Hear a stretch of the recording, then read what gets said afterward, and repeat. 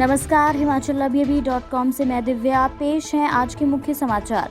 हिमाचल में 2 स्वास्थ्य कर्मियों सहित अब तक 77 नए मामले, 2 की गई जान। हाईकोर्ट ने जयराम सरकार को ट्रांसफर के लिए निष्पक्ष और पारदर्शी नीति बनाने को कहा। शिक्षक बनने के लिए टेट पास करना होगा अनिवार्य, नई शिक्षा नीति में किया बड़ा प्रावधान। 28 अगस्त तक पढ़ाई सिलेबस से ही पूछे जाएंगे स्कूलों की फर्स्ट टर्म परीक्षा में सवाल। हिमाचल में पशुपालन के 4 बड़े प्रोजेक्ट्स को केंद्र ने दी सैद्धांतिक मंजूरी। फर्जी डिग्रियां बांटने के आरोप में सीआईडी क्राइम ब्रांच ने दी एपीजे विश्वविद्यालय में दबिश। हिमाचल निवासी एसएसबी के एसआई ने कार्बाइन से मारी खुद को गोली, मौके पर गई जान।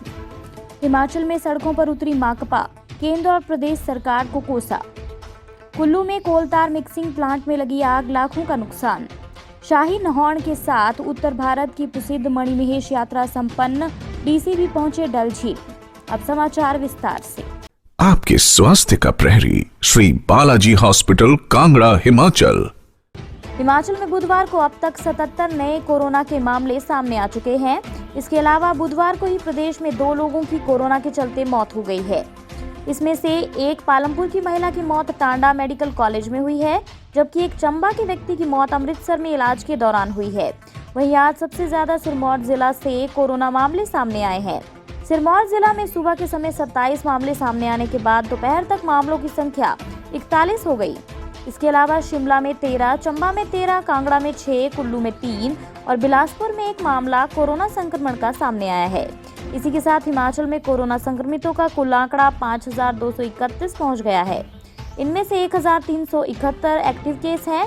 3777 संक्रमित अब तक ठीक हो चुके हैं, जबकि 30 लोगों की अब तक कोरोना से मौत हो चुकी है। हिमाचल प्रदेश हाईकोर्ट ने राज्य सरकार को आदेश दिए हैं कि वे स्थानांतरण की एक निष्पक्ष और पारदर्शी नीति बनाए जाने के बारे में उचित कदम उठाएं। जस्टिस त्रिलोक सिंह चौहान और जस्टिस ज्योत्सना रिवाल दुआ की डबल बेंच ने अपने निर्णय में स्पष्ट किया कि राज्य सरकार को ऐसे शिक्षकों को जिनके बच्चों को बोर्ड परीक्षा या MBBS, AIEEE आदि जैसे व्यावसायिक पाठ्यक्रमों के लिए परीक्षा में शामिल होना है, उन्हें ऐसी जगह समायोजित किया जाना चाहिए जहां ऑनलाइन ट्यूशन और कोचिंग क्लासेस की सुविधाएं उपलब्ध हों। ये न केवल कुछ शिक्षकों के पक्ष में बनाए गए एक अधिकार को समाप्त करेगा, बल्कि समग्र रूप से छात्र समुदाय को लाभ सुनिश्चित करेगा। स्थानांतरण संबंधित मामले पर निर्णय देते हुए बेंच ने स्पष्ट किया कि यदि स्थानांतरण किसी विशेष व्यक्ति को बिना किसी उचित आधार के समायोजित करने के लिए किया जाता है, तो इस प्रकार के स्थानांतरणों को दुर्भाग्यपूर्ण करार दिया जा सकता है और सामान्य रूप से इसे रद्द किया जा सकता है।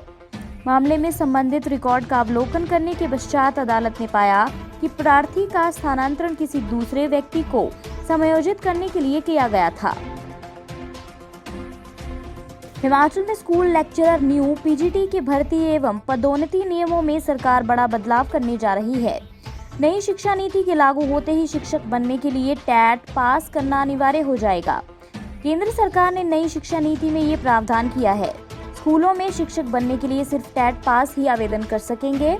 हिमाचल में अभी तक जेबीटी और टीजीटी बनने के लिए टेट पास होना जरूरी था, लेकिन नई नीति लागू होने के बाद स्कूल प्रवक्ता न्यू के लिए भी ये नियम लागू होगा।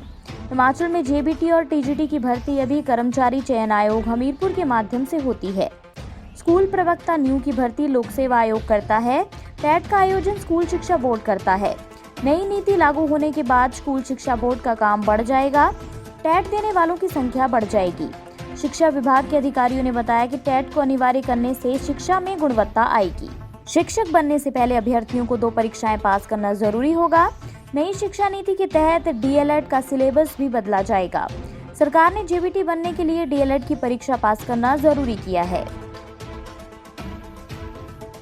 हिमाचल में 9वीं से 12वीं कक्षा की 7 सितंबर से शुरू होने वाली फर्स्ट टर्म परीक्षाओं में 28 अगस्त तक पढ़ाई सिलेबस से ही सवाल पूछे जाएंगे। 2 घंटे की ऑनलाइन परीक्षा के लिए सुबह 11 बजे प्रश्न पत्र हर घर पाठशाला वेबसाइट पर अपलोड होगा। प्रश्न लिखने के लिए विद्यार्थियों को आधे घंटे का समय मिलेगा। 11:30 बजे से 1:30 बजे तक परीक्षा होगी।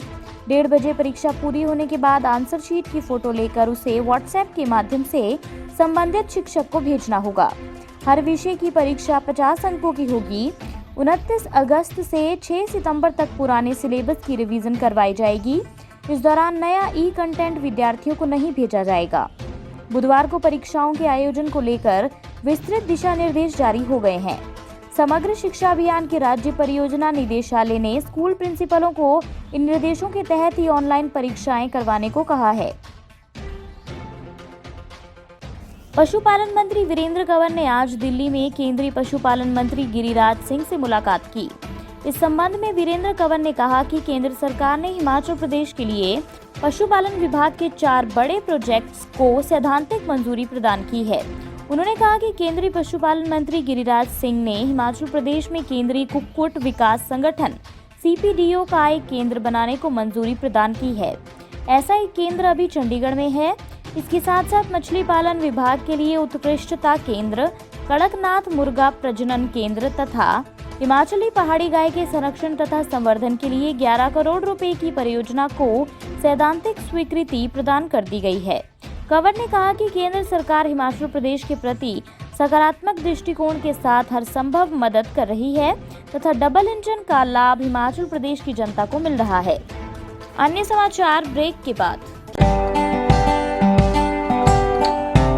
Shri Balaji multi speciality hospital Kangra, जहां आपको एक ही छत के नीचे मिले बेहतरीन चिकित्सा सुविधाएं, cardiology, laparoscopic, general surgery, neuro surgery, orthopaedics, paediatric, radio diagnosis, urology, gastroenterology, ophthalmology, pathology, medicine, anaesthesia और डेंटल जैसी अत्याधुनिक और बेहतरीन चिकित्सा सुविधाएं, 24 घंटे इमरजेंसी सुविधा, 9 बेड के साथ critical care unit, cardiac monitor और डिफिब्रिलेटर्स, सेंट्रल ऑक्सीजन लाइन और वेंटिलेटर सुविधा। हिमाचल प्रदेश के सबसे बड़े निजी स्वास्थ्य सेवा प्रदाताओं में से एक Shri Balaji multi speciality hospital Kangra राष्ट्रीय स्वास्थ्य बीमा योजना के साथ सूचीबद्ध Shri Balaji multi speciality hospital Kangra BPL परिवारों के लिए अस्पताल में कैशलेस भर्ती होने के साथ ही ECH की भी सुविधा।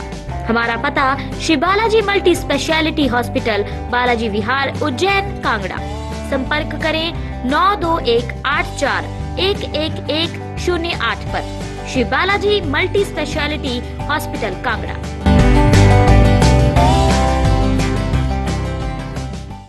फर्जी डिग्री मामले की जांच में क्राइम इन्वेस्टिगेशन डिपार्टमेंट ने कार्रवाई तेज कर दी है। CID की क्राइम ब्रांच ने बुधवार को DSP मुकेश कुमार की अगुवाई में शिमला स्थित APG विश्वविद्यालय में दबिश दी। जांच एजेंसी ने दाखिलों व डिग्रियों का रिकॉर्ड कब्जे में लिया। इसके लिए कोर्ट से सर्च वारंट लिया गया। इस दौरान फोरेंसिक साइंस प्रयोगशाला जुनगा के विशेषज्ञ भी साथ थे। इससे पहले विश्वविद्यालय प्रबंधन रिकॉर्ड देने में आनाकानी करता रहा है। 2 बार CID ने ही रिकॉर्ड कब्जे में लिया था। राज्य निजी शिक्षण संस्थान नियामक आयोग को रिकॉर्ड पूरा नहीं दिया गया। आरोप है कि रिकॉर्ड जलाया गया है। विश्वविद्यालय में कार्यरत एक विभागाध्यक्ष पर फर्जी डिग्री बनाने का दबाव बनाया गया। जब बात नहीं बनी तो उन्हें नौकरी से निकाल दिया गया। उन्होंने और एक पूर्व छात्र ने इसकी पुलिस में शिकायत की थी।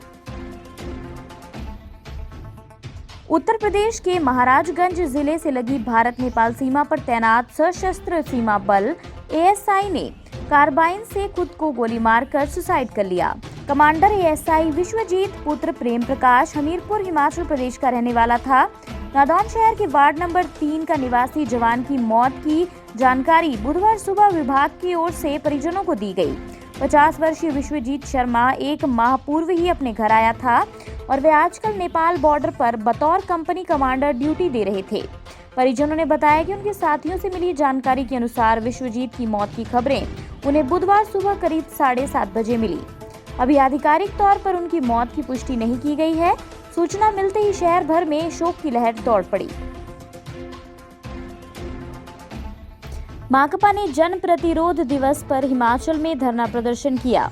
इस दौरान मनरेगा में 200 का रोजगार, आयकर दायरे से बाहर परिवार को 6 महीने तक 7,500 महीना देने, 6 महीने तक प्रति व्यक्ति 10 किलो राशन देने, स्वास्थ्य विभाग में रिक्त पड़े पदों पर जल्दी भर्ती करने और कोरोना की सैंपलिंग बढ़ाने की मांग की गई। इसके साथ कोरोना काल में प्रदेश और केंद्र सरकार द्वारा लिए गए कुछ निर्णयों के खिलाफ विरोध जताया और हिमाचल में की गई किराया वृद्धि वापस लेने की मांग की गई। मांगे जल्द पूरी न होने पर सरकार के खिलाफ उग्र आंदोलन की भी चेतावनी दी गई। कुल्लू जिले के बजौरा में बुधवार सुबह कोलतार मिक्सिंग प्लांट में आग लग गई। आग की इस घटना में 2 लाख की संपत्ति जलकर राख हो गई, जबकि किसी प्रकार का जानी नुकसान नहीं हुआ है। अग्निशमन विभाग की टीम ने मौके पर पहुंचकर आग पर काबू पाया। टीम ने मौके पर पहुंचकर 60 लाख की संपत्ति को जलने से बचा लिया। ये प्लांट जिया गांव के रहने वाले कपिल राणा का था। अग्निशमन विभाग के सब फायर ऑफिसर दुर्गा सिंह ने कहा कि बजौरा में कोलतार मिक्सिंग प्लांट में आग से 2 लाख का नुकसान हुआ है, जबकि 60 लाख की संपत्ति को जलने से बचाया गया है। उत्तरी भारत की प्रसिद्ध मणिमहेश यात्रा के तहत राधाष्टमी के शाही नहौण में इस मर्तबा कम संख्या में पवित्र डल डुबकी लगाई गई। इसी के साथ बुधवार को पारंपरिक रस्मों को निभाने के साथ यात्रा भी संपन्न हो गई। शाही नहौण को लेकर डीसी चंबा विवेक भाटिया भी व्यवस्थाओं का जायजा लेने डल झील तक पहुंचे। इस दौरान उन्होंने यात्रा के विभिन्न पड़ावों में व्यवस्थाओं का जायजा भी लिया। गौर रहे कि कोरोना महामारी के चलते इस साल मणिमहेश यात्रा पर सरकार की ओर से रोक लगा दी गई थी और महज परंपराओं को निभाने का ही फैसला लिया गया था। इसी के साथ आज के समाचार यहीं समाप्त होते हैं। धन्यवाद। आपके स्वास्थ्य का प्रहरी श्री बालाजी हॉस्पिटल, कांगड़ा, हिमाचल।